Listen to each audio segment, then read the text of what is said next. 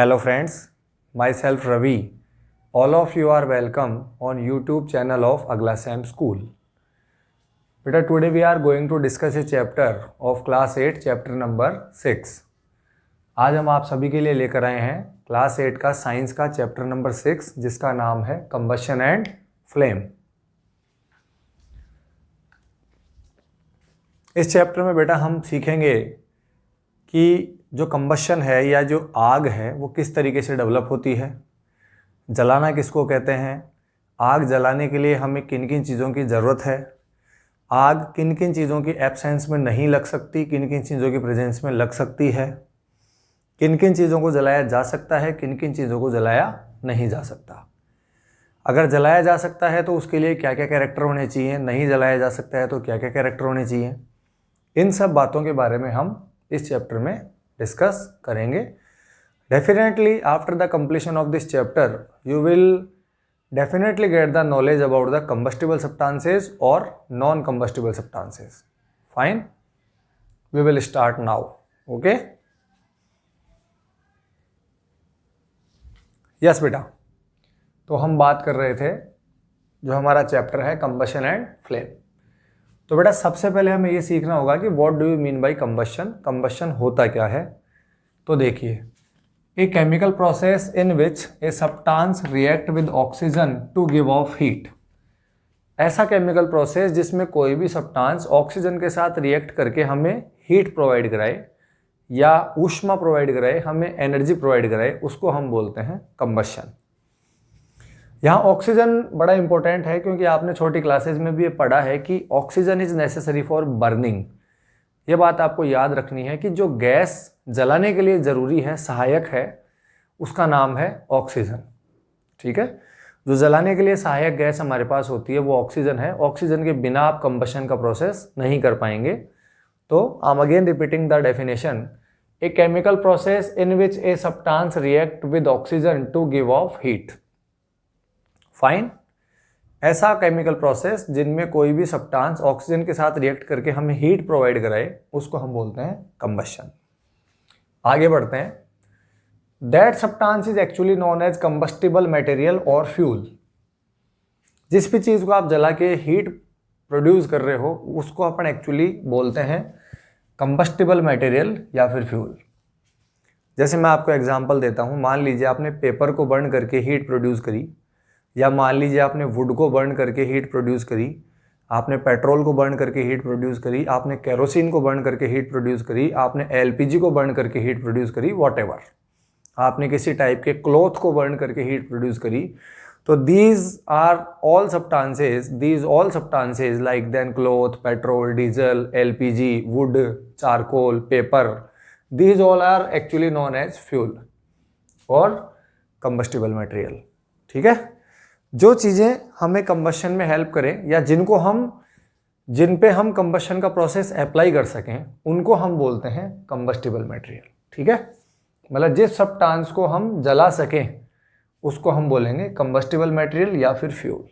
Fine, now जो अगली बात है वो ये है कि फ्यूल जो है वो किसी भी फॉर्म में हो सकता है। पार्टिकल्स ऑफ मैटर जो हैं उसके 3 टाइप के स्टेट आपको पता है।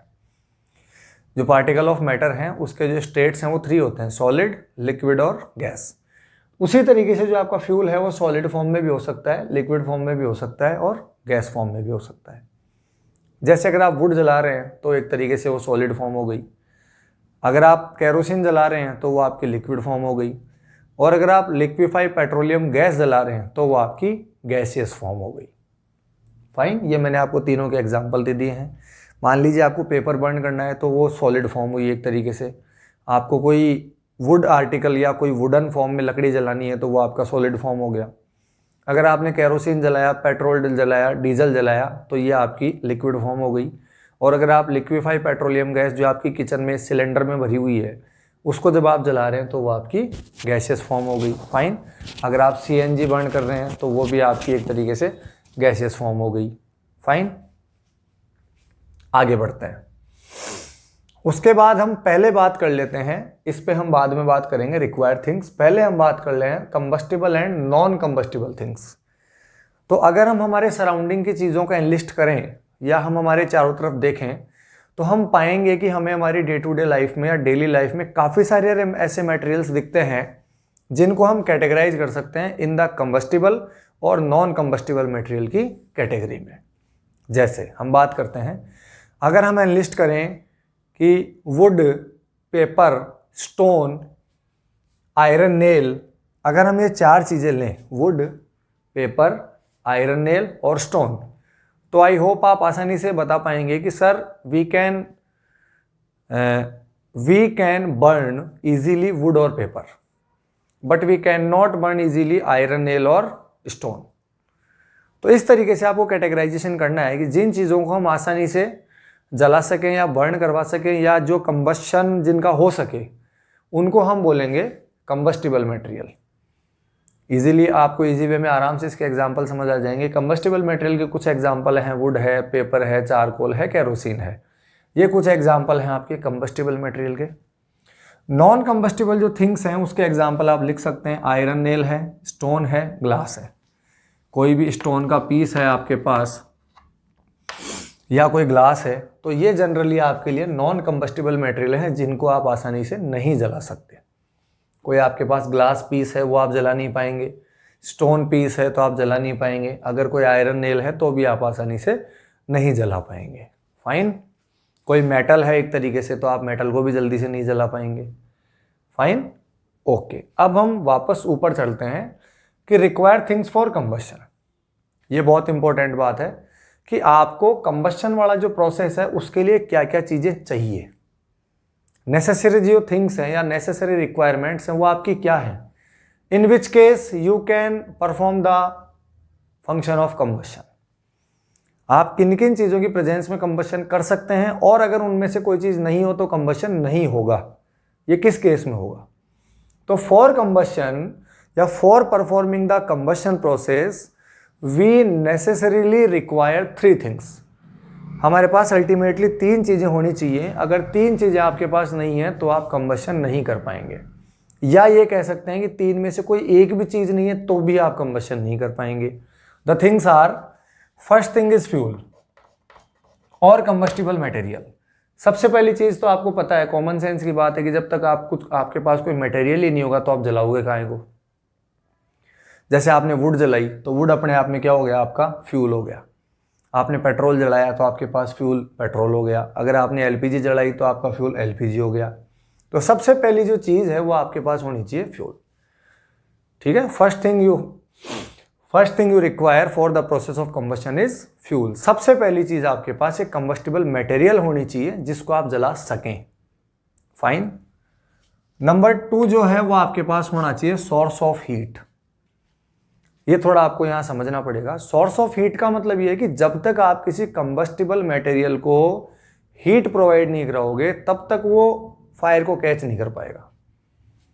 जैसे मैं आपको एक प्रैक्टिकल एग्जांपल डेली लाइफ का देता हूं कि जब भी आप एलपीजी जो गैस होती है अपने पास, उसको अपन गैस के नॉब को ऑन करते हैं तो एनवायरनमेंट के कांटेक्ट में आ जाती है। मतलब उस केस में आपके पास फ्यूल भी है और आपका फ्यूल ऑक्सीजन के कांटेक्ट में भी आ चुका है। लेकिन जब तक आपके पास सोर्स ऑफ हीट नहीं होगा, लाइक देन आपके पास लाइटर नहीं होगा, आपके पास मैच बॉक्स नहीं होगा, या कोई भी ऐसा सोर्स जो उस केमिकल जो रिएक्शन है उसके लिए आपके पास अगर कैटालाइटर नहीं होगा, तो जब तक आपके पास मान लीजिए मैच स्टिक नहीं है या आपके पास लाइटर नहीं है, तो जो आपकी एलपीजी है वो फायर को कैच नहीं कर पाएगी।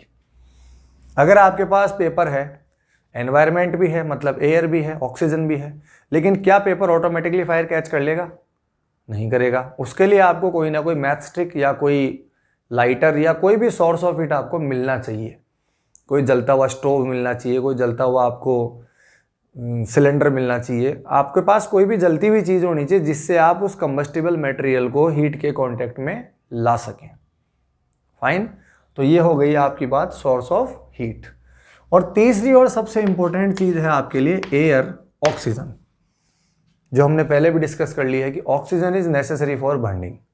किसी भी चीज़ को जलाने के लिए या उसमें जो सपोर्टिव गैस है वो आपके लिए ऑक्सीजन है। ऑक्सीजन के लिए बिना आपके लिए जलाना पॉसिबल नहीं है। ऑक्सीजन के बिना आप किसी भी कंबस्टिबल मटेरियल को जला नहीं पाओगे, ठीक है। तो आपके पास तीसरी चीज होनी चाहिए air. Once again I am revising, combustion process के लिए सबसे पहला और इंपॉर्टेंट जो थिंग है वो है आपका फ्यूल या कंबस्टिबल मटेरियल आपके पास होना चाहिए। नंबर 2, उस कंबस्टिबल मटेरियल को हीट कैच करवाने के लिए आपके पास एक सोर्स ऑफ हीट होना चाहिए। उसके बाद तीसरी चीज जो सबसे जरूरी है वो आपके पास होना चाहिए एयर या oxygen. Fine. Combustible and non combustible materials मैं आपको बता चुका हूं, जो जलने में सहायक, जो जल सकें, those can burn easily, known as combustible. जो नहीं जल पाए आसानी से, those can not burn easily, known as non combustible. Examples you know very well. उसके बाद एक छोटी सी बात आती है, फॉरेस्ट फायर पे हम बाद में चलते हैं, पहले हम चलते हैं इग्निशन टेम्परेचर पे, क्योंकि ये कनेक्टेड टॉपिक है। हम ऊपर से पढ़ करके आ रहे हैं कि जो कंबशन के लिए रिक्वायर्ड थिंग्स है वो है आपकी फ्यूल, सोर्स ऑफ हीट और एयर। फाइन, चलिए तो फिर ये इग्निशन टेम्परेचर क्या है? What do you mean by ignition temperature? Ignition temperature का मतलब ये है कि the lowest temperature on which any combustible material catches fire. The lowest temperature on which any combustible substance catches the fire. ऐसा कम से कम temperature जिस पर कोई कंबस्टिबल मटेरियल फायर को कैच कर ले, उसको हम बोलते हैं इग्निशन टेम्परेचर। इग्निशन वर्ड का नाम आपने काफ़ी बार व्हीकल्स में भी सुना होगा कि जो बाइक होती है या जो कार होती है उसमें इग्निशन होता है। जब तक आप उसमें की लगा के ऑन नहीं करोगे तब तक आपकी बाइक टेक्निकली ऑन नहीं हो पाएगी, उसका इंजन ऑन नहीं हो पाएगा, आपकी गाड़ी का इंजन ऑन नहीं हो पाएगा। तो इग्निशन का मतलब आपको आसानी से समझ में आ गया होगा। इग्निशन टेम्परेचर का मतलब होता है, जैसे बेटा मैं आपको एक एग्जांपल देता हूँ। आपके पास वुड है, अपने आप में फ्यूल है, एक कंबस्टिबल मटेरियल है, आपके पास मैच बॉक्स भी है as a source of heat, और you have any lighter and atmosphere you have also, आपके पास ऑक्सीजन भी अवेलेबल है। बट अगर आप एक मैच स्टिक को जला के किसी वुड के कांटेक्ट में ले जाओगे तो क्या वो वुड जो पीस है वो फायर को कैच कर लेगा? बट सेम टाइम अगर आप एक पीस ऑफ पेपर लेते हैं, same time if you are taking a piece of paper, और अगर आप उस पीस ऑफ पेपर को एक मैच स्टिक का जो आपके पास स्टिक है उसका स्टिक आप जला करके अगर उस पेपर के साथ कनेक्ट करने की कोशिश करेंगे तो आप देखेंगे कि the paper can easily catch the fire. जो आपका पीस ऑफ पेपर है वो आप फायर को आसानी से कैच कर लेगा। या अगर आपने थोड़ा सा केरोसिन डाला और केरोसिन डाल के अगर आपने उसके ऊपर स्टिक लगाई, मैच स्टिक लगाई जलती हुई, तो यू विल सी कि the kerosene will definitely catches the fire. तो सेम टाइम पर, सेम एनवायरमेंट पर आपने देखा कि wood piece can not catch the fire, but the piece of paper और kerosene easily catches the fire. उसमें भी जो पेपर है वो थोड़ा, पेपर की और जो केरोसिन की रेट है उसमें भी आपको डिफरेंस मिलेगा। केरोसिन तेजी से पकड़ेगा जबकि पेपर जो है वो थोड़ा सा धीरे जलेगा। सेम केस में अगर आप पेट्रोल यूज करते हैं तो वो केरोसिन से भी हाई इंटेंसिटी के साथ फायर को कैच करेगा। तो इस एग्जाम्पल से आपको ये समझ में आया, समझ रहे हैं? एक बार मैं फिर बताने की कोशिश करता हूं कि आपने एक वुड पीस लिया, वुड पीस को आपने एक मैच स्टिक की स्टिक से जलाने की कोशिश करी और आप पाएंगे कि वो आसानी से नहीं जलेगा। सेम टाइम पे आपने सेम एनवायरनमेंट में सेम मैच स्टिक के स्टिक से आपने एक पेपर पीस जलाया, आप देखेंगे कि आसानी से वो फायर को कैच कर लेगा। फिर अगर आपने केरोसिन जलाया तो आप देखेंगे कि वो थोड़ा सा और तेजी से कैच करेगा। सेम टाइम सेम एनवायरनमेंट में अगर आप पेट्रोल के साथ ऐसा करते हैं तो आप देखेंगे कि वो बहुत तेजी से जलेगा। तो this difference is actually the ignition temperature. आपने देखा कि वुड को फायर कैच करवाने के लिए आपको थोड़ा बड़े अमाउंट में हीट प्रोवाइड करानी पड़ेगी, या उसके ऊपर आपको केरोसिन डालना पड़ेगा। जैसे अगर आप वुड के ऊपर केरोसिन डाल के फिर अगर फायर कैच करवाते हैं तो थोड़ा सा आसान रहेगा, वुड आपकी जो है फायर कैच कर लेगी। तो मतलब आप आराम से समझ गए होंगे, आई होप, कि ignition temperature is the lowest temperature on which any combustible substance catches the fire. ऐसा कम से कम टेम्परेचर जिस पे कोई कंबस्टिबल सब्सटेंस जो है वो फायर को क्या कर ले, कैच कर ले, उसको हम बोलते हैं इग्निशन टेम्परेचर। और इग्निशन टेम्परेचर वेरी करता है बेटा सब्सटेंस टू सब्सटेंस, ठीक है? इग्निशन टेम्परेचर जो है वो सब्सटेंस टू सब्सटेंस वेरी करता है, सभी का अलग अलग होता है। कुछ ऐसे मटेरियल्स होते हैं जो कम इग्निशन टेम्परेचर पे फायर को कैच कर लेते हैं, कुछ ऐसे होते हैं जिनका इग्निशन टेम्परेचर थोड़ा हाई होता है, उनके लिए आपको थोड़ा हाई टेम्परेचर चाहिए होता है और वो हाई टेम्परेचर पे फायर को कैच करते हैं। यहीं पे आप हाथों हाथ एक बात और सीख लीजिए कि this one, inflammable substances, the substances which catches the fire on very low ignition temperature। ऐसे सब्सटेंसेस जो बहुत ही कम इग्निशन टेम्परेचर पे फायर को कैच कर लें उनको हम बोलते हैं इनफ्लेमेबल सब्सटेंसेस। आपने पेट्रोल डीजल के जो टैंकर होते हैं उनके ऊपर इनफ्लेमेबल लिखा हुआ देखा होगा काफ़ी बार। जो पेट्रोल या डीजल को कैरी करने वाले जो टैंकर्स होते हैं उन टैंकर्स पे आपने देखा होगा आपने कि इनफ्लेमेबल सब्सटेंसेस। तो इनफ्लेमेबल का मतलब हो गया कि ऐसे सब्सटेंसेस जो काफ़ी लो टेम्परेचर पर फायर को कैच कर लें, जैसे पेट्रोल है आपका, डीजल है, केरोसिन है, तो ये जो है वो आपके इनफ्लेमेबल सब्सटेंस की कैटेगरी में आते हैं।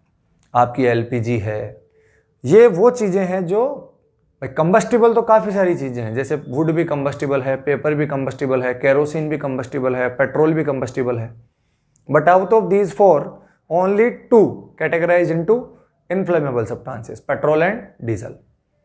वुड और पेपर को आप कंबस्टिबल इसमें इनफ्लेमेबल सब्सटेंस में कैटेगराइज नहीं करोगे क्योंकि वो इतनी जल्दी फायर को कैच नहीं करेंगे।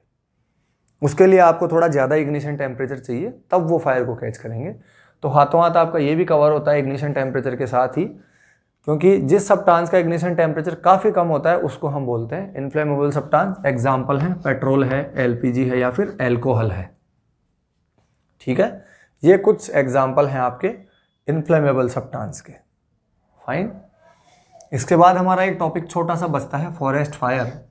फॉरेस्ट फायर का आपने नाम सुना होगा कि कभी कभी क्या होता है कि जब समर डेज होते हैं तो समर डेज में सनलाइट की जो इंटेंसिटी है वो काफ़ी तेज़ होती है।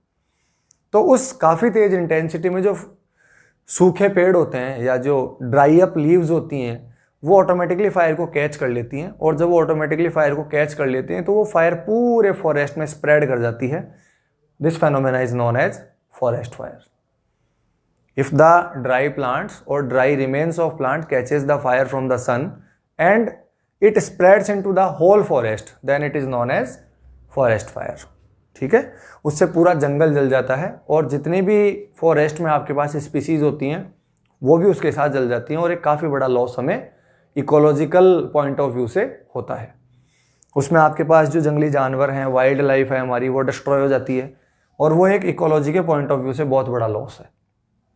ठीक है, आगे बढ़ते हैं तो अब हमें छोटा सा एक देखना है कि मैच स्टिक जो होती है, जो मैच स्टिक हम daily day to day life में यूज़ करते हैं, वो क्यों जलती है, उसके ऊपर कौन से केमिकल्स पाए जाते हैं, ये नॉलेज भी आपका यहाँ से इंप्रूव करना जरूरी है। तो देखिए, आपने देखा होगा बेटा, जो मैच स्टिक होती है उसके हेड पे एक ब्लैक कलर की आपको डोटिंग मिलती है या कैपिंग मिलती है। तो वो कैपिंग काहे की होती है, कौन सा सॉल्यूशन उसमें होता है जो रब करने पर फायर को कैच कर लेता है? तो ये काफ़ी इंपॉर्टेंट है, आप याद रखेंगे। एंटीमनी ट्राइसल्फाइड, उसके बाद potassium chlorate, white phosphorus, some glue and some amount of starch.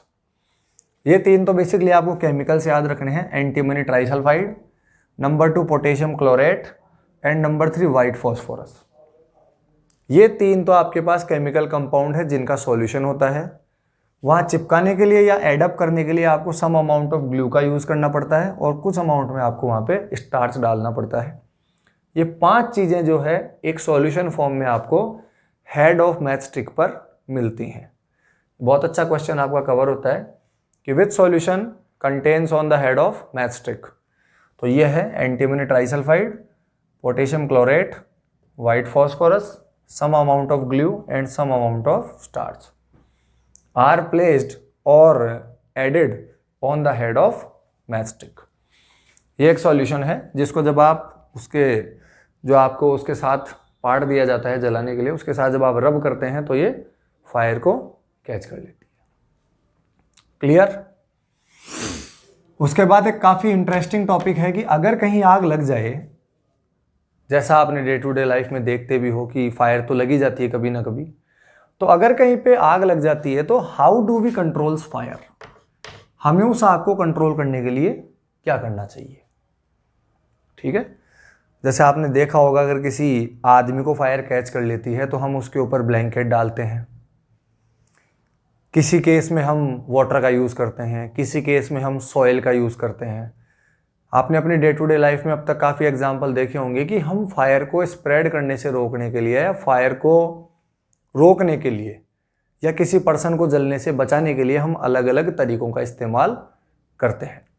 Fire extinguisher का नाम भी आपने सुना होगा। एक सिलेंडर टाइप इक्विपमेंट होता है जिसमें कंप्रेस करने का स्विच होता है और उसके कंप्रेस करने से वाइट कलर का एक उसमें से एक फोगिंग टाइप सिस्टम निकलता है और वो फायर को कवर कर देता है।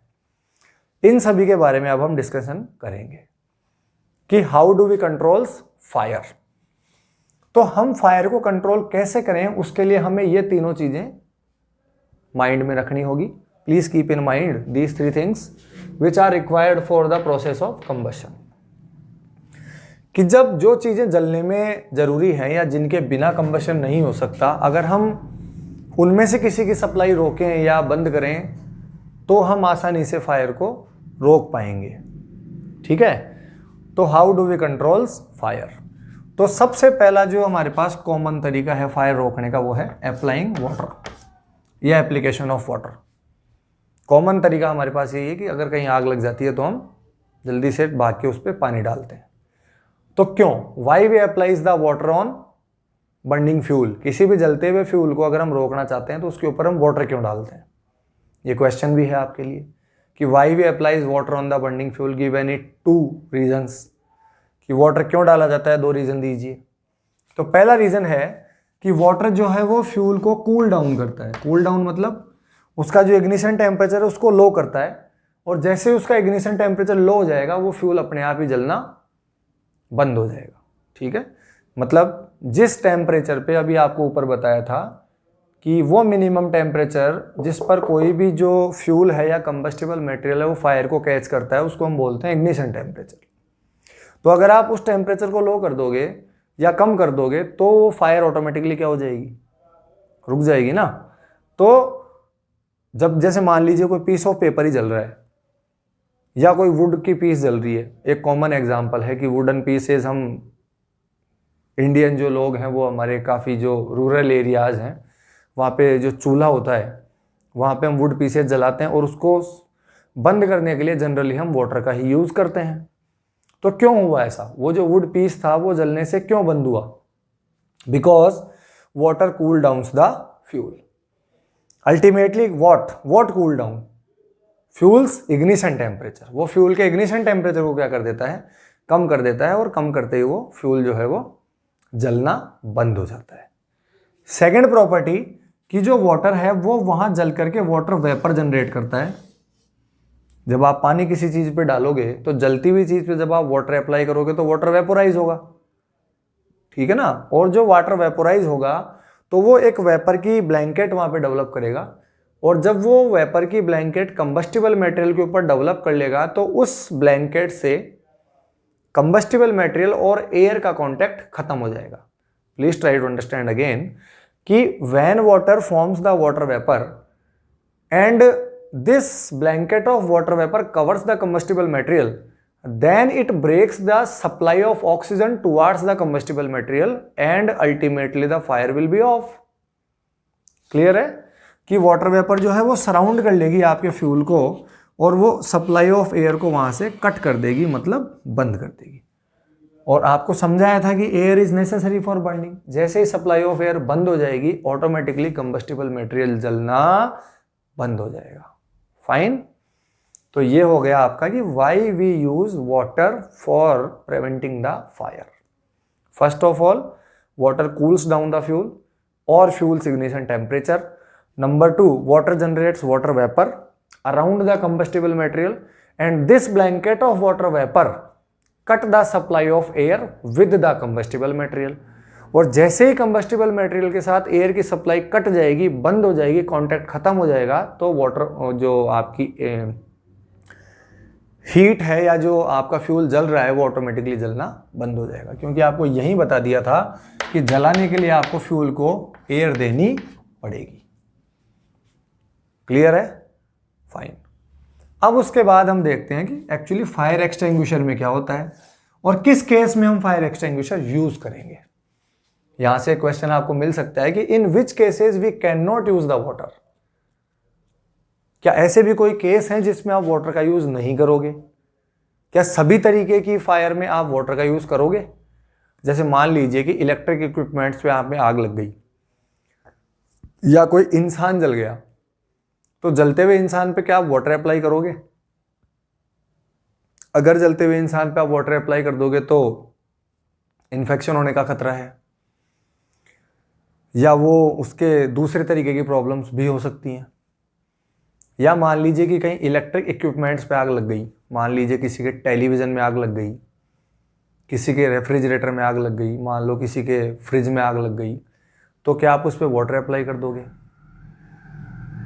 तो आई होप आप यही आंसर दोगे कि sir no, in this case we will not put the water on that.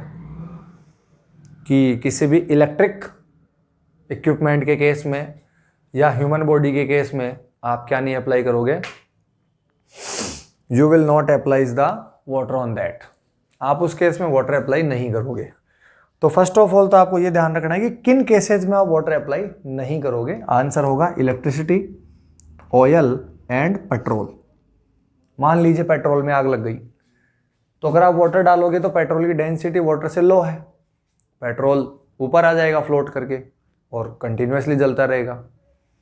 मान लीजिए कहीं ऑयल में आग लग गई, अगर आपने वाटर अप्लाई कर दिया तो यू नो वेरी वेल कि ज़मीन के नीचे जो ऑयल पाया जाता है, वाटर पाया जाता है, उसमें वाटर नीचे होता है, ऑयल ऊपर होता है। Due to the higher density water नीचे होता है और due to the lower density oil ऊपर होता है। तो अगर आप ऑयल के केस में वाटर अप्लाई कर दोगे आग बुझाने के लिए, तो ऑयल तो फ्लोट करके ऊपर आ जाएगा और आपका जो ऑयल है वो कंटिन्यूसली बर्न होता रहेगा। वाटर उस केस में आपकी हेल्प ही नहीं कर पाएगा। मान लीजिए इलेक्ट्रिकल कंडीशन में, मान लीजिए कूलर में आग लग गई, फ्रिज में लग गई, टीवी में लग गई, तो क्या वाटर डाल देंगे? नहीं, ऐसा नहीं होगा। उस केस में जो आपकी हेल्प करेगा वो करेगा फायर एक्सटिंग्विशर। ये फिर से आपका नया क्वेश्चन बन गया कि which equipment we use in the case of fire with a petrol और डीजल और ऑयल और इलेक्ट्रिक इक्विपमेंट। तो फिर आप यूज करोगे फायर एक्सटिंग्विशर। अब हम बात करेंगे कि फायर एक्सटिंग्विशर में और वाटर में क्या फ़र्क है, क्यों हम वहाँ वाटर की जगह फायर एक्सटिंग्विशर का यूज़ करेंगे। एक्चुअली बेटा फायर एक्सटिंग्विशर में जो यूज़ होता है वो कार्बन डाइऑक्साइड होती है, CO2 होती है। वैसे तो हमारे लिए most common fire extinguisher water है, मोस्ट जो कॉमन फायर एक्सटिंग्विशर हम यूज़ करते हैं वो वाटर है, but not usable in case of electrical appliances, oil and petrol. वैसे तो जनरली आप वाटर यूज़ करते हैं, ठीक है ना, लेकिन अगर इनकी बात हो इलेक्ट्रिक्स की या ऑयल की या पेट्रोल की, तो फिर आप वहाँ वाटर यूज़ नहीं करोगे, ठीक है। उस केस में आप यूज़ करोगे CO2, कार्बन डाइऑक्साइड। क्यों करोगे? या आप ये भी कह सकते हो कि फायर एक्सटिंग्विशर में क्या फिल होती है? CO2 फिल होती है, because CO2 is heavier than O2। यह आपको याद रखना है। CO2 जो गैस होती है वो ऑक्सीजन से भारी होती है, हैवियर होती है, और जब आप CO2 अप्लाई करते हो किसी बर्निंग थिंग पर, तो वो CO2 वहाँ पर एक ब्लैंकेट क्रिएट करती है, और जब ब्लैंकेट क्रिएट कर देगी तो वो कॉन्टैक्ट ख़त्म कर देगी। बेसिक प्रिंसिपल वही रहेगा, किसी भी तरीके की आग को अगर आपको रोकना है तो आपको कंबस्टेबल मटेरियल का और एयर का कॉन्टैक्ट ख़त्म करना है। वो किसी भी तरीके से हो सकता है, चाहे आप वाटर डाल के करें, चाहे आप ब्लैंकेट से कवर करके करें। जैसे ब्लैंकेट, अगर आप जो वूल का ब्लैंकेट होता है, अगर वो किसी आप जलते हुए इंसान पर डाल दोगे तो वो जलना बंद हो जाएगा। क्यों? क्योंकि जो इंसान है वो उस कंडीशन में कंबस्टिबल मटेरियल है, वो जल रहा है, एयर के कांटेक्ट में है इसलिए जल रहा है। अगर आप उसको ब्लैंकेट से कवर कर देंगे तो वो जो आपका ह्यूमन बीइंग है उसका और एयर का कांटेक्ट खत्म हो जाएगा। या कोई भी जो चीज़ जल रही है अगर आप उसको कवर कर देंगे तो उसका कांटेक्ट खत्म हो जाएगा। तो बेसिक प्रिंसिपल तो यही है कि आप हीट कैसे रोक सकते हैं, फायर कैसे रोक सकते हैं, with stops the supply of O2 with the combustible material. अगर आपने O2 सप्लाई कंबस्टिबल मटेरियल के साथ ख़त्म कर दी तो ऑटोमेटिकली आपकी जो फायर है वो स्टॉप हो जाएगी। तो CO2 भी सेम काम करेगी। CO2 जो है वो ऑक्सीजन से हैवियर है तो ये फायर को कवर कर लेगी और कवर करके वहाँ पर एक ब्लैंकेट बना देगी, और ब्लैंकेट बनते यू नो वेरी वेल कि फायर विल ऑटोमेटिकली ऑफ। दूसरा रीज़न CO2 का कि क्यों लिया जाता है फायर एक्सटिंग्विशर इस केस में। पहला केस तो ये हो ही गया कि ये फायर को कवर कर देगी, ऑक्सीजन से हैवियर है और ब्लैंकेट फॉर्म कर देगी। सेकंड रीज़न ये है कि ये हार्म नहीं पहुंचाएगी। अगर आप वाटर अप्लाई कर देंगे इलेक्ट्रिक उनमें इक्विपमेंट्स में, तो एक तो आपकी आग फैल जाएगी क्योंकि वाटर तो खुद भी कंडक्टर है, तो वाटर आपकी हीट को फैला देगा। नंबर 2, वो जिस इलेक्ट्रिक अप्लायंस पे आप वाटर डाल देंगे वो ख़राब हो जाएगा। तो CO2 जब आप अप्लाई करोगे तो सबसे बड़ा फ़ायदा आपको ये है कि CO2 इलेक्ट्रिक इक्विपमेंट को हार्म नहीं पहुंचाएगी, उसको ख़राब नहीं करेगी। ठीक है, तो ये कुछ रीजंस थे कि why we use CO2 in the fire extinguisher, which gas is used in the fire extinguisher. ये कुछ क्वेश्चंस के आपके आंसर हैं। ये सारा हमने पढ़ लिया है। कंबशन क्या होता है, क्या क्या जरूरी है कंबशन के लिए, कंबस्टिबल मटेरियल्स क्या होते हैं, नॉन कंबस्टिबल मटेरियल्स क्या होते हैं, किस बेस पे आप कैटेगराइज करोगे, फॉरेस्ट फायर क्या होती है, इग्निशन टेम्परेचर क्या होता है, इन्फ्लेमेबल सब्सटेंसेस क्या होता है, हम फायर को कंट्रोल करने के लिए क्या क्या कर सकते हैं। अब हम बढ़ते हैं आगे। यस फ्रेंड्स, तो बेटा now our topic is types of combustion. इससे पहले हमने ये देख लिया था कि कंबशन क्या है, कितने टाइप का है, कौन कंबस्टिबल है, कौन नॉन कंबस्टिबल है, फायर कैसे हम रोक पाएंगे। अब हम बात करते हैं टाइप्स ऑफ कंबशन कि कंबशन कितने टाइप का होता है। तो बेटा कंबशन है एक्चुअली आपका 3 टाइप्स का। नंबर 1 है आपका रैपिड, नंबर 2 है आपका स्पॉन्टेनियस और नंबर 3 है आपका एक्सप्लोजन। फाइन। रैपिड कंबशन बेटा वो होता है जिसमें कोई भी गैस बर्न करे और आपको हीट और लाइट प्रोवाइड कराए, उसको हम बोलते हैं रैपिड कंबशन। जैसे आपकी जब अपन LPG जलाते हैं तो वो एक तरीके का अपना रैपिड कंबशन है, जिसमें कोई भी गैस बर्न होती है और बर्न होके हमारे को हीट और लाइट जो है वो प्रोड्यूस करवाती है। ठीक है। उसके बाद है spontaneous combustion. Spontaneous type combustion जो वो है जिसमें मटेरियल आपका जो है सडनली बस्ट होता है और सडनली बस्ट होके वो आपको फ्लेम देता है। ठीक है। जैसे एक तरीके से आप अगर पेट्रोल डाल के आग लगाएंगे तो फटाफट से एकदम से बस्ट होगा और बस्ट होके आपको क्या प्रोवाइड कराएगा, फ्लेम प्रोवाइड कराएगा। ठीक है। फर्स्ट काइंड है आपका रैपिड, सेकंड है आपका स्पॉन्टेनियस, थर्ड है आपका एक्सप्लोजन जो काफ़ी कॉमन है। क्रैकर्स आप चलाते हैं फेस्टिवल्स पे या कोई भी खुशी का जो मौका होता है उस पर आप जब क्रैकर्स चलाते हैं तो आप देखते हैं कि एक सडन रिएक्शन होती है, एक सडन केमिकल रिएक्शन होती है जिसमें आपको हीट भी मिलती है, लाइट भी मिलती है और साउंड भी मिलता है। तीनों तरीके की चीज़ें आपको मिलती हैं। तो तीनों में डिफरेंस है, मैं एक बार दोबारा आपको बता देता हूँ। रैपिड जो कंबशन है उसमें कोई भी गैस जलेगी और वो आपको हीट और लाइट प्रोड्यूस करेगी। स्पॉन्टेनियस जो कंबशन है उसमें कोई मटेरियल सडनली बस्ट होगा और वो आपको फ्लेम देगा, सिर्फ फ्लेम। और जो एक्सप्लोजन है उसमें आपका मटेरियल जो जलेगा उसमें केमिकल रिएक्शन होगी और वो केमिकल रिएक्शन होकर के आपके पास हीट भी इवॉल्व होगी, लाइट भी आएगी और आपको साउंड भी मिलेगा। इसका कॉमन एग्जांपल है क्रैकर बर्निंग। जब आप कोई भी क्रैकर बर्न करते हैं या कोई भी पटाखा चलाते हैं तो वहाँ पे एक केमिकल रिएक्शन होती है और उसको हम एक्सप्लोजन बोलते हैं। ठीक है। एक्सप्लोजन हमेशा एक्सप्लोजिव मटेरियल के साथ किया जाता है, या एक्सप्लोजन वही कंबस्टिबल थिंग्स शो करती हैं जो एक्सप्लोजिव होती है नेचर में। फाइन। उसके बाद हमारा जो अगला टॉपिक है वो है फ्लेम। फ्लेम का मतलब है बेटा कि जो ये मैंने आपके सामने एक डायग्राम बनाया है एक बर्निंग कैंडल का। तो अगर आपने कभी कैंडल जलती हुई देखी हो या कोई चिमनी आपने जलती हुई देखी हो या गैस आपने जलती हुई देखी हो तो आपने देखा है कि गैस के ऊपर जो है वो एक फ्लेम आपको नजर आती है। एक आग का एक फिक्स सोर्स या ऊष्मा का एक फिक्स आपको सोर्स दिखाई देता है। ठीक है। तो पहली बात तो हमें यह समझनी पड़ेगी कि क्या सारे ही कंबस्टिबल मटेरियल फ्लेम प्रोड्यूस करते हैं? नहीं। सभी कंबस्टिबल मटेरियल आपको फ्लेम नहीं देंगे। हम आपको ये बात साइंटिफिकली समझाने की कोशिश करते हैं। देखिए, आपको फ्लेम सिर्फ वही सब्सटेंसेस देंगे जो वेपोराइज होते हैं। Flame giving capacity only contains the substances which vaporise during burning. सिर्फ वो कंबस्टिबल मटेरियल जो जलने के दौरान अपने आप को वेपोराइज करते हैं वही फ्लेम प्रोड्यूस करते हैं। फाइन। तो देखिए, अपने एग्जाम्पल के साथ इस बात को चेक करते हैं कि क्या ऐसा होता है या नहीं होता है। तो देखिए, एग्जाम्पल हम देखते हैं केरोसिन और मोल्टन वैक्स। आपने कैंडल तो जलती हुई देखी है, तो कैंडल जो फ्लेम दे रही है वो दे रही है आपको वैक्स की वजह से, क्योंकि वहां पे जब आप कैंडल जलाएंगे तो जो वैक्स है वो अपने आप को वेपोराइज करेगा, और जो वैक्स अपने आप को वेपोराइज करेगा तो वो फ्लेम की फॉर्म में आपको दिखाई देगा। इसी तरीके से जब आप केरोसिन जलाएंगे तो केरोसिन भी अपने आप को वेपोराइज करेगा, और वेपोराइज करके वो वहां पे आपको एक फ्लेम देगा। ठीक है। जैसे पटाखा जब आप चलाएंगे तो आपको फ्लेम नहीं मिलेगी, क्योंकि वो अपने आप को वेपोराइज नहीं करेगा। इसी तरीके से एक एग्जांपल हमने यहाँ पुट किया है चारकोल का, कि जब भी चारकोल बर्न होता है तो वो कभी भी वेपर नहीं देता, और जब वो वेपर नहीं देता तो अल्टीमेटली वो आपको फ्लेम भी नहीं देगा।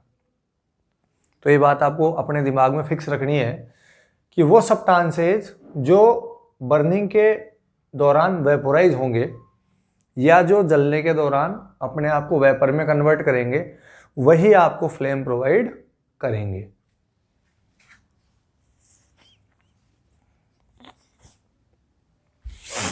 ओके, अब हम एक फ्लेम का डायग्राम देखते हैं, और फ्लेम का डायग्राम देख करके हम ये समझने की कोशिश करेंगे कि क्या फ्लेम के सारे पार्ट इक्वल इंटेंसिटी की हीट प्रोड्यूस करते हैं या उसके सारे पार्ट अलग अलग इंटेंसिटी की हीट प्रोड्यूस करते हैं, और अगर अलग अलग इंटेंसिटी की हीट प्रोड्यूस करते हैं तो उनमें से कौन कम हॉट होता है, कौन ज़्यादा हॉट होता है, कौन मॉडरेट हॉट होता है।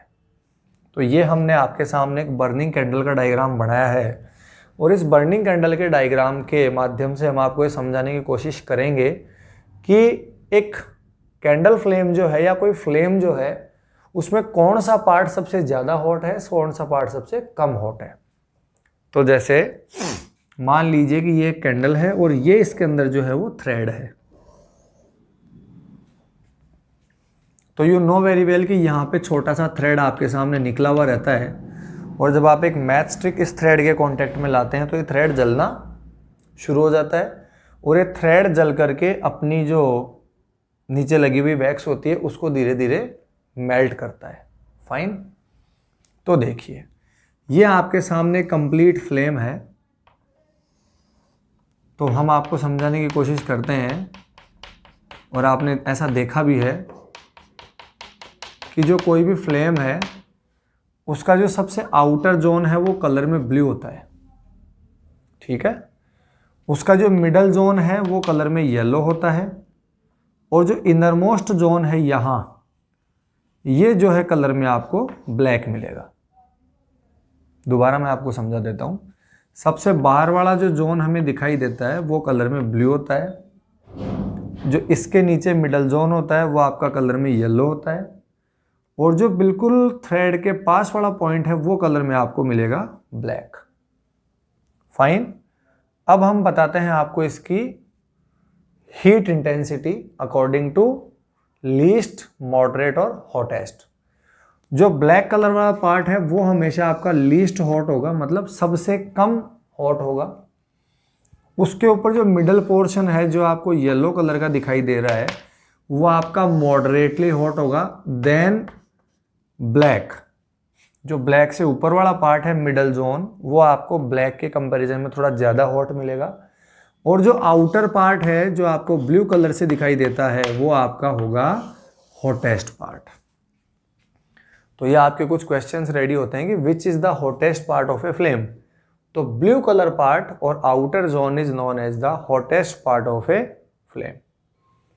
पूछा जा सकता है कि which is the least hot part of the flame. तो इनरमोस्ट जो जोन है या ब्लैक जोन है वो आपका लीस्ट हॉट या मिनिमम हॉट जो पार्ट है वो ये है। अब मुद्दे की बात ये आती है कि आपने गोल्डस्मिथ को एक पाइप के थ्रू फ्लेम को यूज करते हुए देखा होगा, जिसमें गोल्डस्मिथ एक फ्लेम सोर्स जला के रखता है और उसको वो पाइप के थ्रू प्रेशर लगा करके उस फ्लेम का यूज करता है for the melting of metals, है ना। जैसे वो गोल्ड और सिल्वर को मेल्ट करते हुए आपने देखा होगा, तो एक्चुअली गोल्डस्मिथ जो है वो आउटर मोस्ट जोन का यूज करता है। आउटर मोस्ट जोन का मतलब हो गया आपका ब्लू कलर वाला जो पार्ट है, नीले कलर का जो पार्ट है फ्लेम का, उसका यूज आपका गोल्डस्मिथ करता है। सुनार जो है वो मेटल्स को पिघलाने के लिए या मेटल्स को मेल्ट करने के लिए, like then gold and silver, for the making of various kinds of ornaments, वो जो पार्ट इसका यूज करता है वो है आपका आउटर मोस्ट जोन या ब्लू जोन। तो ये आपका एक कॉन्सेप्ट क्लियर होता है कि what is flame, which type of materials produce flame, and what are the characters और what are the parts of flame. Fine, चलिए अब हम चलते हैं कि व्हाट इज फ्यूल। ये हम पहले वैसे कवर कर चुके हैं कि फ्यूल को हम बोलते हैं कंबस्टिबल मटेरियल, कि जो चीज़ जलने लायक होती है, जिसको जलाया जा सकता है, वो है आपका फ्यूल या कंबस्टिबल मटेरियल। अब हम ये बात करेंगे कि एक अच्छे फ्यूल में क्या क्राइटेरिया होने चाहिए। Fine, now our next topic is very important कि what criteria should be present, what criteria should be present in a ideal fuel और गुड फ्यूल। एक अच्छा फ्यूल आप किसे मानेंगे? तो देखिए, इसके लिए कुछ क्राइटेरियाज हैं जो क्राइटेरियाज एक गुड फ्यूल की रिक्वायरमेंट को फुलफिल करते हैं या गुड फ्यूल के क्राइटेरिया को फुलफिल करते हैं। नंबर 1, जो फ्यूल है वो आपका चीपर होना चाहिए। अगर ज़्यादा महंगा होगा तो एवरीबडी जो है वो उस तक पहुंच नहीं पाएंगे, उसकी पहुंच हर व्यक्ति तक नहीं होगी, हर आदमी उसको खरीद नहीं पाएगा, परचेज नहीं कर पाएगा। ठीक है, इस तरीके से आप वुड को इस कैटेगरी में कंसिडर कर सकते हैं कि वुड जो है वो चीपर होता है। उसके बाद बर्न्स इजीली। एक गुड फ्यूल का या आइडियल फ्यूल का क्राइटेरिया ये भी होता है कि वो आसानी से जलना चाहिए। एक ऑप्टिमम अमाउंट पे या एक एवरेज अमाउंट पे वो फायर को कैच करना चाहिए, मतलब उसका इग्निशन टेम्परेचर ठीक ठाक होना चाहिए। ये क्राइटेरिया आपकी जो वुड है वो कंसीडर नहीं करती है। फिर थर्ड जो प्रॉपर्टी है वो है produce a large amount of heat, कि जब भी हम उस फ्यूल को जलाएं तो वो एक अच्छे अमाउंट में या सफिशिएंट अमाउंट में हीट प्रोड्यूस भी करना चाहिए। फाइन, ये क्राइटेरिया आपका वुड जो है वो परफॉर्म करता है। वुड को मैं यहां सिर्फ एक एग्जांपल के तौर पे ले रहा हूं, आप उसकी जगह कोई और दूसरा एग्जांपल भी पुट कर सकते हैं। नंबर 4, कि does not leave waste products, कि जब वो फ्यूल जले तो जलने के बाद वो अपने पीछे लेफ्ट बिहाइंड किसी भी तरीके का वेस्ट मटेरियल नहीं छोड़ना चाहिए। डज नॉट प्रोड्यूस और not left behind any waste substance या एनी वेस्ट मटेरियल। तो ये क्राइटेरिया भी आपका वुड क्लियर नहीं करता, क्योंकि वुड जब जलती है तो वो कोल की फॉर्म में आपको वेस्ट मटेरियल प्रोवाइड करती है। समझ रहे हो? तो पहला क्राइटेरिया है चीपर होना चाहिए, दूसरा क्राइटेरिया है आसानी से बर्न होना चाहिए, तीसरा क्राइटेरिया है large amount of heat produce करना चाहिए, फोर्थ क्राइटेरिया है कि वो कोई भी अनवांटेड या अनडिजायरेबल सब्सटेंस पीछे लेफ्ट बिहाइंड या नहीं छोड़ना चाहिए। फिफ्थ क्राइटेरिया है कि उसकी जो कैलोरीफिक वैल्यू है वो गुड होनी चाहिए, वो एक अच्छी कैलोरीफिक वैल्यू आपको देना चाहिए। कैलोरीफिक वैल्यू हमारे लिए एक नया पॉइंट है, हम आगे डिस्कशन कर लेंगे, बट ये इस क्राइटेरिया में कंसिडर आप कर लीजिएगा कि ए ideal fuel should be produce a good calorific value, उसकी एक अच्छी कैलोरीफिक वैल्यू होनी चाहिए। तो अगर हम ये पांचों क्राइटेरियाज किसी एक पर्टिकुलर चीज पे अप्लाई करें तो हम ये पाएंगे कि ऐसा कोई भी फ्यूल नहीं है जो आइडियल कैटेगरी को फॉलो करता हो। जैसे फॉर एग्जांपल अपन पेट्रोल लेते हैं, तो पेट्रोल जो है वो आपको कैलोरीफिक वैल्यू भी अच्छी देगा, हीट भी वो आपके पास लार्ज अमाउंट में देगा, ठीक है, लेकिन कई उसके लॉस हैं, वो चीपर नहीं है। वो महंगा है। बर्न इजीली को फॉलो नहीं कर रहा, बर्न इजीली नहीं, इनफ्लेमेबल है, वो तेजी से जल रहा है। क्राइटेरिया ये है कि आसानी से जलना चाहिए। अगर अपन केरोसिन लेते हैं तो केरोसिन भी जो है कार्बन सोर्स रिलीज करता है, उसमें से स्मोक काफी निकलता है। तो इस तरीके से हम ये देखते हैं कि जब हम किसी भी फ्यूल के साथ ये अप्लाई करेंगे तो हम पाएंगे कि कोई भी फ्यूल आइडियल नहीं है, कोई भी ऐसा फ्यूल नहीं है जो आइडियल प्रॉपर्टी को फॉलो करता हो। क्लियर है? बट क्राइटेरियाज आपको पता होना चाहिए कि अच्छे फ्यूल के लिए या आइडियल फ्यूल के लिए क्या क्राइटेरियाज होने चाहिए। सस्ता होना चाहिए, आसानी से जलना चाहिए, large amount of heat produce करना चाहिए, कोई वेस्ट सब्सटेंस या अनडिजायरेबल सब्सटेंस लेफ्ट बिहाइंड नहीं होना चाहिए, हाई कैलोरीफिक वैल्यू होनी चाहिए, गुड कैलोरीफिक वैल्यू होनी चाहिए। अब हम बात करते हैं कि what do you mean by calorific value. Actually calorific value क्या होती है? तो कैलोरीफिक वैल्यू का मतलब होता है कि अगर आप 1 किलोग्राम या 1 किलोग्राम फ्यूल आप जलाते हैं तो वो जितने अमाउंट में आपको हीट प्रोवाइड कराता है, ठीक है ना, the heat amount of heat energy produced on complete combustion of 1 kilogram of fuel. You can easily see on blackboard कि the amount of heat energy produced on complete combustion of 1 kilogram of fuel. आप 1 kilogram fuel को जब burn करते हैं तो वो fuel जितने amount में हीट एनर्जी देता है, that particular thing is known as calorific value. बहुत आसान सी बात है, जब आप कोई 1 किलोग्राम फ्यूल जलाएंगे वो जितनी हीट एनर्जी आपको देगा तो वो कहलाएगी उसकी कैलोरीफिक वैल्यू। और ये भी फ्यूल टू फ्यूल वेरी करेगी, क्योंकि हर फ्यूल आपको 1 किलोग्राम जब जलेगा तो वो आपको अलग अलग अमाउंट में हीट एनर्जी प्रोवाइड करवाएगा। कैलोरीफिक वैल्यू को एक्सप्रेस हमेशा किया जाता है बेटा किलो जूल पर किलोग्राम में, ठीक है, किलो जूल पर किलोग्राम। किलोग्राम मतलब 1 किलोग्राम में कितने जूल एनर्जी निकाल रहा है, तो अपन उसको KJ plus KJ oblique KG में नोट करते हैं, या किलो जूल पर किलोग्राम में अपन इसको डिनोट करते हैं। यह है आपके लिए कैलोरीफिक वैल्यू का जो डिनोट करने का साइन है या डिनोट करने की जो यूनिट है वो है आपकी किलो जूल पर किलोग्राम। तो ये हमने बात कर ली कंबस्शन कितने टाइप का है, फ्लेम क्या होती है, फ्लेम के कितने पार्ट हैं, अच्छे या आइडियल फ्यूल में क्या कैरेक्टर होने चाहिए, और कैलोरीफिक वैल्यू क्या होती है। ओके, यस बेटा। Next topic is burning of fuel is harmful for us. अब तक हमने देखा कि जो कंबस्शन है उसके लिए हमारे को कंबस्टिबल मटेरियल की ज़रूरत पड़ती है। बिना कंबस्टिबल मटेरियल के आप कंबस्शन का प्रोसेस अप्लाई नहीं कर सकते, क्योंकि जब तक आपके पास फ्यूल ही नहीं होगा तब तक आप जलाओगे किस चीज़ को। लेकिन बेटा जो फ्यूल्स हम बर्न करते हैं उनको जलाने के लिए बहुत सारे हमारे पास उसके हार्मफुल इफेक्ट भी आते हैं। ये हमने पहले भी कई बार डिस्कशन कर लिया है कि फॉसिल फ्यूल्स जो हैं वो काफ़ी हमारे लिए डिसएडवांटेज, मतलब वो हमारे लिए हार्मफुल हैं। उनको जब हम जलाते हैं तो हमें काफ़ी सारे लॉस होते हैं। तो एक बार फिर हम आज इस चैप्टर में इस बात को पढ़ेंगे कि how the burning of fuels is harmful for us.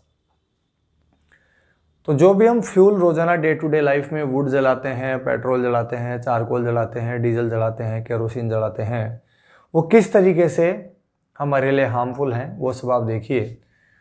तो जो कार्बन फ्यूल है मेनली, जिनमें कार्बन कंटेंट ज़्यादा होता है, जैसे आपका वुड है, जैसे आपका कोल है, जैसे आपका पेट्रोलियम है। कोल और पेट्रोलियम तो आपको पता है कि these both are known as fossil fuels, है ना, पता है आपको कि ये dead remains of plant and animals से बने हुए हैं। इसके अलावा जो वुड है तो वुड भी आपको पता है कि प्लांट से बनती है, तो वो अपने आप में कार्बन सोर्स है। तो जब आप कार्बन फ्यूल बर्न करोगे तो इसमें से आपके पास अनबर्न्ड पार्टिकल्स निकलते हैं, और ये अनबर्न्ड पार्टिकल्स अपने पास रेस्पिरेटरी डिसऑर्डर का कॉज बनते हैं। सीरियस रेस्पिरेटरी डिसऑर्डर्स इसकी वजह से कॉज हो सकते हैं। एग्जाम्पल है अस्थमा, एक बहुत कॉमन डिजीज है जो आपको अपने सराउंडिंग में मिल जाएगी। नंबर 2, जब हम कार्बन सोर्स को या कार्बन फ्यूल को जलाते हैं और अगर गलती से इसका इनकम्प्लीट कंबशन होता है, इनकम्प्लीट कंबशन का मतलब हो गया कि अगर इसको सफिशिएंट ऑक्सीजन बर्न होने के लिए नहीं मिलेगी तो उस केस में ये आपको कार्बन मोनोऑक्साइड गैस प्रोड्यूस करके देंगे। CO का मतलब है कार्बन मोनोऑक्साइड गैस। आपने सुना भी होगा कि अगर आप किसी बंद कमरे में सिगड़ी जलाते हैं तो वहाँ जो पर्सन रहते हैं उनकी डेथ हो सकती है।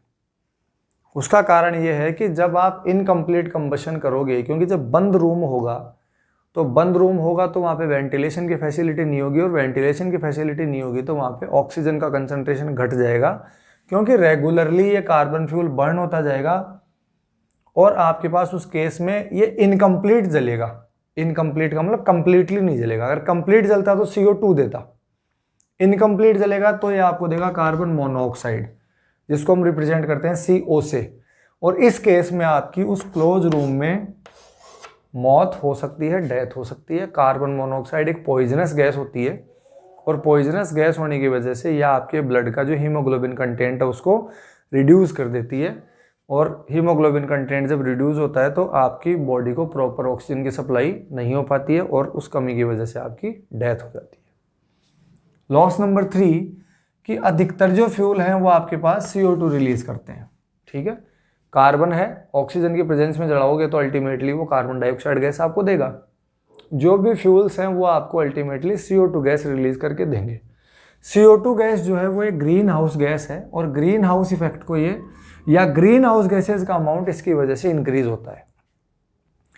यहां मैं थोड़ा सा आपको ग्रीन हाउस भी समझाना चाहता हूं। ग्रीन हाउस बेटा का मतलब ये होता है कि जो हमारा अर्थ है ये बेटा एक चारों तरफ से एटमॉस्फेयर से कवर है। जब सनलाइट एटमॉस्फेयर पे गिरती है तो अर्थ जो है वो अपनी सूटेबल सनलाइट को कैप्चर करती है और बाकी सनलाइट को ये रिफ्लेक्ट कर देती है बाहर से। ठीक है, लेकिन जो ह्यूमन एक्टिविटीज बढ़ रही हैं उनकी वजह से आप CO2 का अमाउंट और ज़्यादा इंक्रीज कर रहे हो एनवायरनमेंट में, और CO2 को आप ग्रीन हाउस गैस बोलते हो।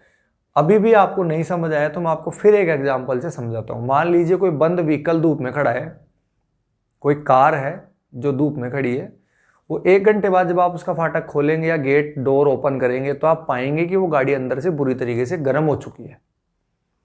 ऐसा इसलिए होता है क्योंकि जो सनलाइट उस गाड़ी पे गिर रही है वो सनलाइट उस बंद जो बॉडी है, वो जो क्लोज बॉडी है, व्हीकल एज ए व्हीकल जो आपके पास क्लोज बॉडी है, उस क्लोज बॉडी ने उस हीट को ट्रैप तो किया बट वो उस हीट को रिफ्लेक्ट नहीं कर पा रही, क्योंकि वो एक नॉन लिविंग थिंग है। लेकिन जो अर्थ है हमारा, उसके एटमॉस्फेयर के पास ये प्रॉपर्टी है कि वो सफिशिएंट अमाउंट ऑफ हीट को ही ट्रैप करता है, बाकी अमाउंट को वो रिफ्लेक्ट कर देता है।